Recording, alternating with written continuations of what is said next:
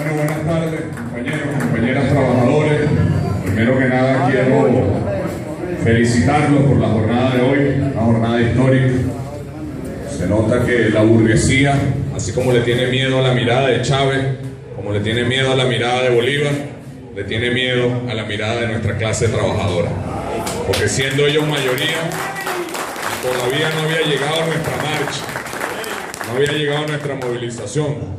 Solo teníamos, ante esa mayoría de 109 diputados de oposición, 10, 11 dirigentes sindicales, y no aguantaron la presión, se les aguó el coroto, se pusieron nerviosos,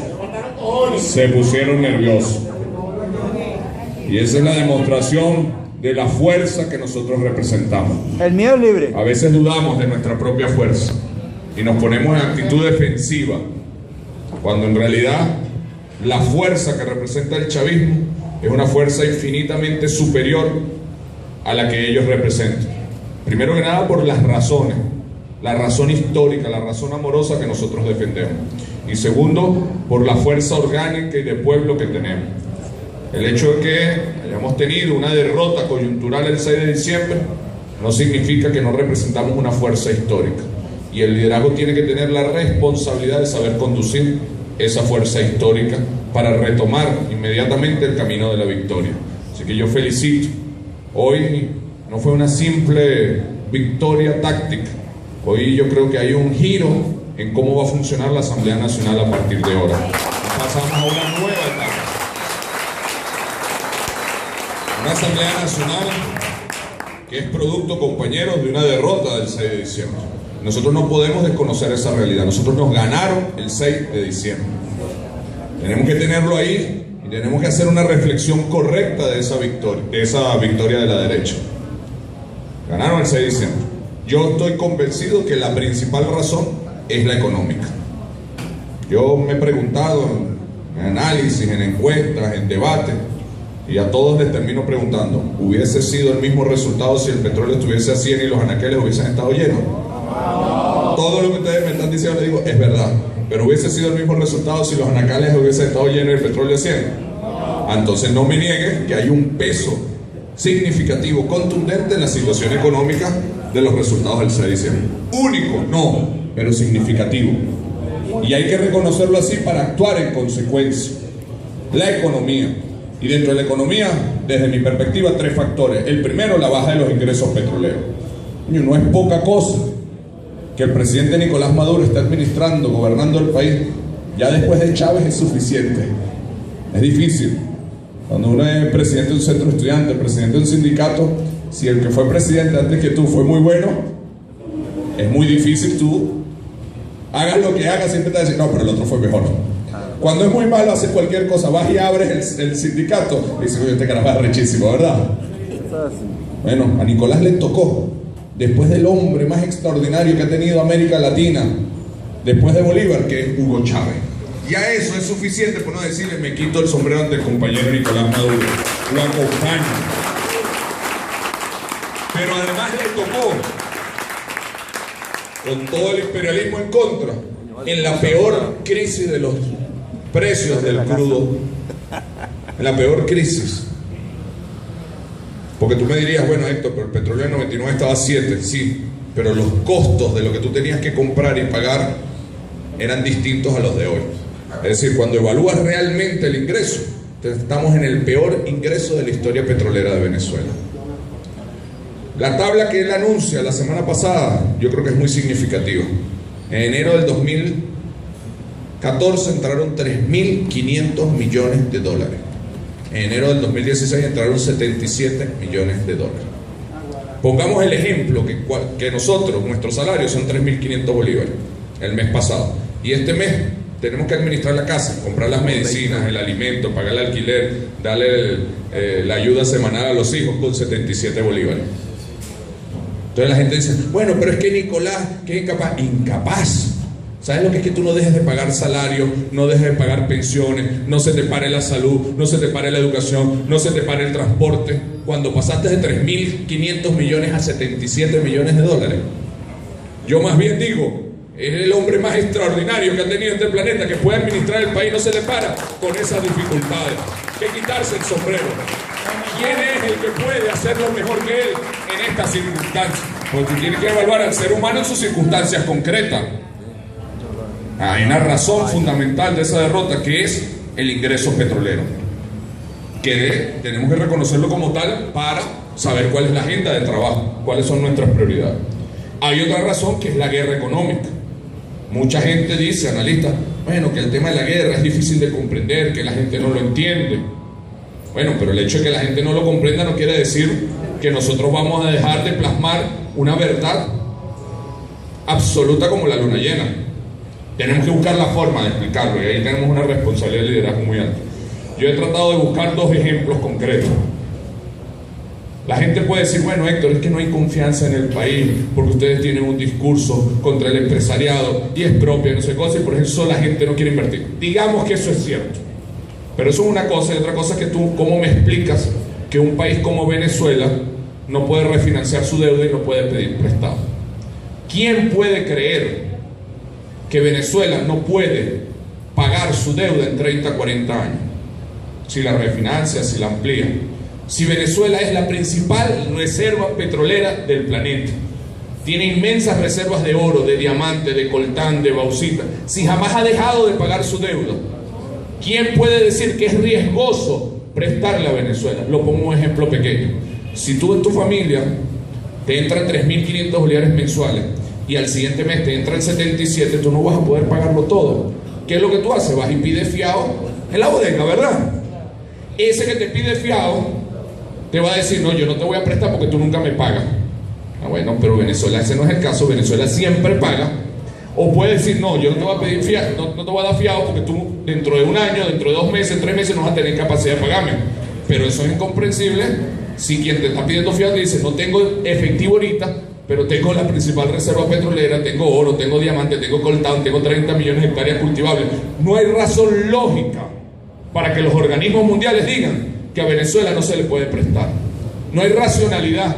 La única razón es una razón política. Una razón política de querer tumbar al gobierno del presidente Nicolás Maduro. ¿Es eso guerra o qué es? Pongo un ejemplo local. Hay una empresa en Venezuela, ¿verdad?, que produce harina de maíz precocida y produce cerveza fermentada, cebada fermentada, ¿verdad? Ustedes saben cuál es esa empresa. Ajá, ¿en cuál de las más de 40.000 bodegas que hay en este país ha faltado la cerveza? Nunca. ¿Y en cuál no ha faltado la harina? Y no es la misma empresa. Sí. No necesita los mismos dólares. No necesita la misma gente. Bueno, maíz y cebada son cosas... Pero necesita. Entonces, ¿cómo es eso que puede producir cerveza y no puede producir harina de maíz? Porque la cerveza no está regulada. No, no es por eso. Es por una guerra, compadre. Es porque para generarnos el mayor costo político. Te pongo otro ejemplo. ¿Por qué falta el azúcar y no faltan las gaseosas? Los caramelos. Los caramelos. ¿Por qué falta la leche y no falta el yogur, el queso?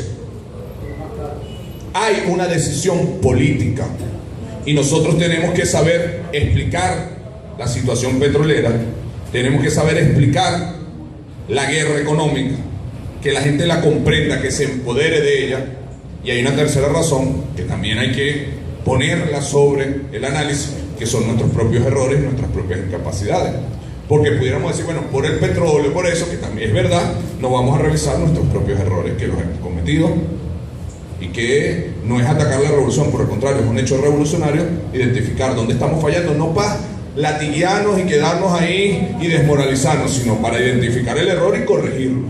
Entonces el tema económico es determinante y yo planteo en esos 3 aspectos sobre la derrota. Luego del tema económico hay un tema de la política. De la política. Tenemos que reconocer que 17 años de revolución nos ha hecho prepotentes en la forma de construir la política, en la forma de discutir las cosas. Tenemos que volver a nuestras raíces de la democracia protagónica y participativa, que es más difícil, Que es más difícil sentarse con los sindicatos y llegar a acuerdo, que es más difícil sentarse con los centros de estudiantes y llegar a acuerdo, que los estudiantes y los sindicalistas lo que somos son unos formapeos y nos gusta llevarle la contraria a los ministros y no sé qué cosas. Si los ministros sean exdirigentes estudiantiles, exdirigentes sindicales, bueno, están en posiciones distintas y es conflictiva esa relación. Que el ministro tiene que ir al poder popular y el poder popular ve a veces su parcela y el ministro no ve el problema cotidiano. Sí, es difícil el ejercicio de una revolución por la vía democrática de la democracia protagónica y participativa, pero es la única forma de que tenga sustentabilidad política en el tiempo. La única forma de que esta revolución se mantenga es por el camino difícil, no por el camino fácil de decir es esto y punto, con la arrogancia que nos ha caracterizado en estos 17 años de poder. Y esos resultados que yo tengo, yo acompaño al presidente cuando dijo es una bofetada electoral, tenemos que administrarlo como una bofetada para que despertemos de la arrogancia y de la prepotencia que a veces la costumbre nos va llevando. Y el tercer elemento, el primero económico con sus características, el segundo el político, cómo hacemos la política, cómo convocamos, cómo llamamos, cómo construimos. Hay gente que no le gusta la palabra hegemonía, cómo construimos bloque histórico, pues. Cómo construimos mayorías, la política. Y el tercero, el gobierno. Hay que ser más eficiente, hay que ser más eficaz, hay que ser más transparente. Que hemos logrado mucho, muchísimo. Yo me siento orgulloso y doy la vida por lo que hemos logrado estos 17 años. Pasar de un 40% de matriculación a un 89%, a 10 millones de estudiantes, pasar de un 19% de pensionados a un 85%, a 3 millones de pensionados, 4 millones echamos con Canaima, 1 millón de familias en vivienda digna. Ya uno dice, valió la pena. Ya nada más esa cifra, uno dice, valió la pena el esfuerzo que hemos hecho. Yo me siento orgulloso y lo defiendo, pero nosotros no podemos decir que eso es suficiente. Está valiendo la pena. Nosotros no podemos decir que ya llegamos. Nosotros no podemos descansar hasta que todas las familias vivan en una vivienda digna. Nosotros no podemos descansar hasta que todos los chamos estudien en una escuela de tiempo completo, pública, de calidad, con sus libros, su canaima, su alimentación escolar completa, con sus maestros bien formados. Nosotros no podemos descansar, maravilloso, los CDI, los barrios adentro, pero nosotros no podemos descansar hasta que todos los hospitales funcionen bien. Nosotros no podemos, la Universidad de la Seguridad, sí, bien, pero no podemos descansar hasta que en todas las esquinas esté un policía bien formado, con nivel universitario, que cuide la vida de nuestros hijos. Entonces sí, hemos logrado mucho, pero no es suficiente. Entonces a veces nosotros los políticos, los dirigentes decimos, bueno, pero ¿de qué se quejan si hemos hecho todo eso? No, aplaudo todo lo que hemos hecho, pero tenemos derecho a más. Tenemos derecho a vivir en un país donde todos vivamos con dignidad, donde todos vivamos seguros, donde produzcamos todo lo que necesitamos. Entonces no es contrarrevolucionario que nosotros mismos exijamos más, nos exijamos hacer las cosas mejor, más eficientes, más eficaces. Y son todos los tres aspectos que yo quiero colocar para el debate. Tenemos que revisar, ser mejores en la economía, tenemos que hacer la política con más humildad, con menos prepotencia. Tenemos que ser más eficientes, más eficaces y exigirnos más en la gestión pública. No estemos a la defensiva en esas cosas. Es una realidad, reconozcámosla como tal. Por esas cosas, desde mi criterio, perdimos las elecciones en la Asamblea Nacional.